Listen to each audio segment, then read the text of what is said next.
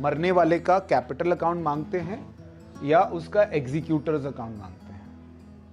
जो आदमी मर गया, चला गया, अब उसको तो हम कुछ दे नहीं सकते, जो भी देंगे तो उसके लीगल रिप्रेजेंटेटिव को, उसके वाली वारिस को देंगे।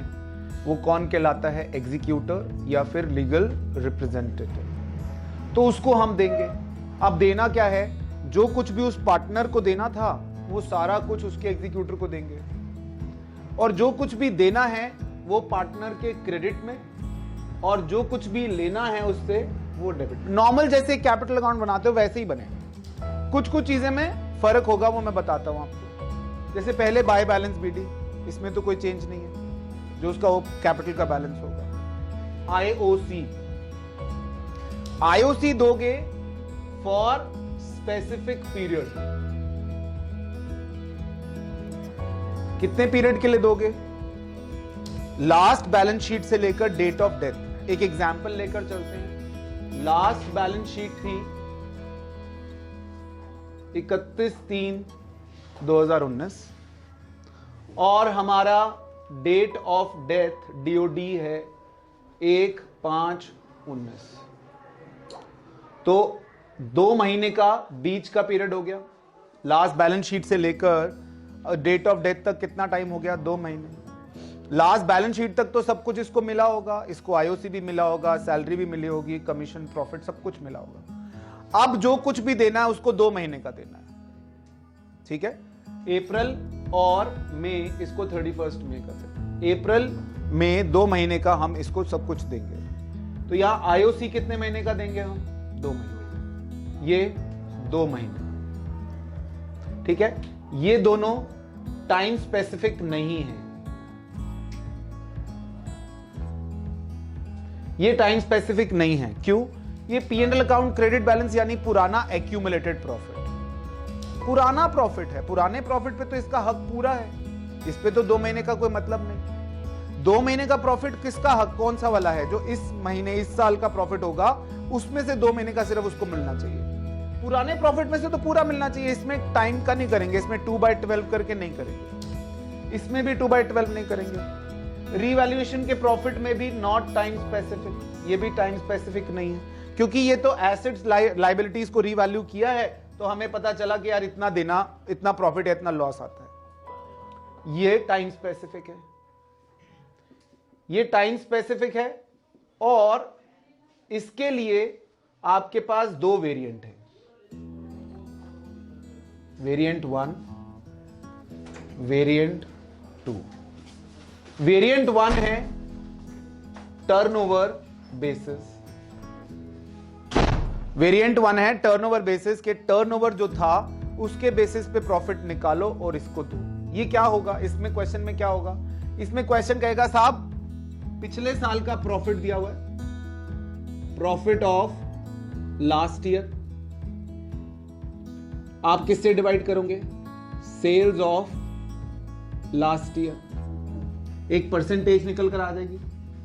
अगर आप profit of last year divide by sale of last year करोगे, जैसे उदाहरण के तौर पर पिछले साल 1 लाख की सेल थी और 10,000 का प्रॉफिट था, तो 10% आ गया, है ना?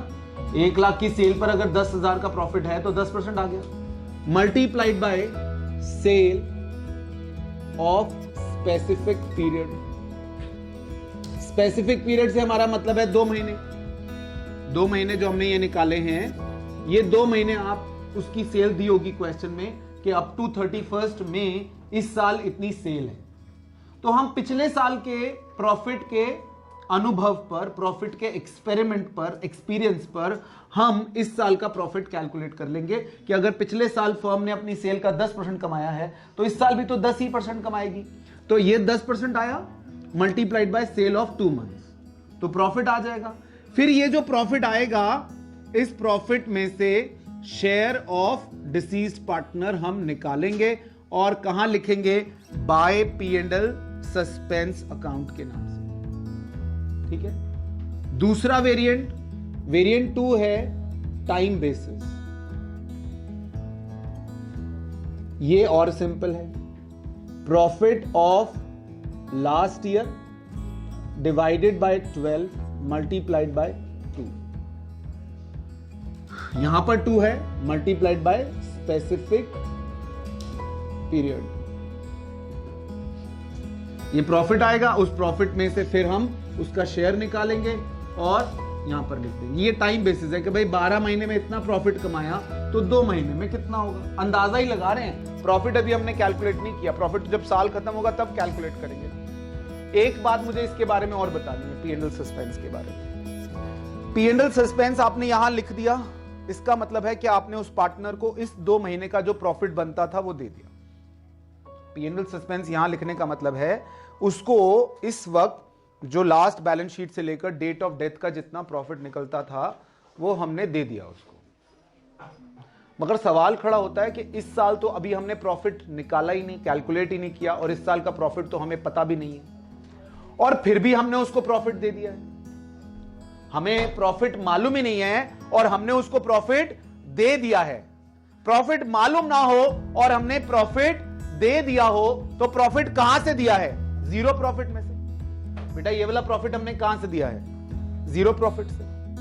आपके पास इस साल का प्रॉफिट था, इस साल का प्रॉफिट तो 31 मार्च 2020 पे कैलकुलेट होगा, साल खत्म होगा तो आपने जीरो बैलेंस में से कुछ प्रॉफिट दे दिया है, तो यानी आप नेगेटिव में आ गए हो, हाँ या नहीं? आपने इसको प्रॉफिट देना था क्योंकि अब इसकी डेथ हो गई, इसको तो 2 महीने का दे के खत्म करो ना। इसको हम ये नहीं कह सकते इसके लीगल रिप्रेजेंटेटिव को भैया साल खत्म होगा तो आना। हमने अंदाजा निकाला और इस साल का प्रॉफिट निकाल दिया, 2 महीने का, और 2 महीने का प्रॉफिट इसको दे दिया। अब प्रॉफिट हमारे पास जीरो था और जीरो में से हमने इसको प्रॉफिट दे दिया, तो ये हमारे पास प्रॉफिट चला गया नेगेटिव बैलेंस में। तो ये वाला जो पी एंड एल सस्पेंस है यहां दिखाने के अलावा हम बैलेंस शीट में एसेट साइड पर दिखाएंगे। जितना भी प्रॉफिट हम इसको देंगे वो यहां तो आएगा इसके कैपिटल अकाउंट में, और कहां जाएगा इसके बाद? एसेट साइड में जाएगा, because it is a kind of debit balance of the profit. Is that okay? अब डेबिट साइड में कौन कौन सी चीजें आएंगी मरने वाले के कैपिटल अकाउंट में? ड्रॉइंग्स, जो कुछ भी हमने पार्टनर से लेना है बेसिकली वो सब डेबिट में आएगा। ड्रॉइंग्स आएंगी, आईओडी आएगा, ये टाइम स्पेसिफिक होगा, यानी अगर ये वाला एग्जांपल है तो 2 महीने का आईओडी निकलेगा। पी एंड एल डेबिट ये नॉट टाइम स्पेसिफिक। ये पी एंड एल डेबिट का बैलेंस है। पुराने अगर लॉसेस हैं आपके पास, जिस तरह से आपने पुराने प्रॉफिट बांटे हैं बेटा, अगर पुराने एक्यूमुलेटेड लॉसेस हैं तो वो भी तो पार्टनर के हिस्से आएंगे ना, तो वो डेबिट में आएंगे। पी एंड एल सस्पेंस, अगर इस साल का 2 महीने का प्रॉफिट निकलता तो आपने यहां डाला, और अगर लॉस निकलता है तो वो डेबिट में आएगा। नॉर्मली आता नहीं है, डेथ के केस में मैंने नहीं देखा है, लेकिन अगर आएगा तो पार्टनर के कैपिटल अकाउंट में डेबिट होगा। जैसे फर्म ने पिछले साल लॉस सफर किया है और हमें लग रहा है इस साल भी लॉस ही सफर करेगी, तो वो लॉस निकालेंगे और वो लॉस यहां डेबिट में कर देंगे, और फिर यहां जाने के बाद ये कहां जाएगा?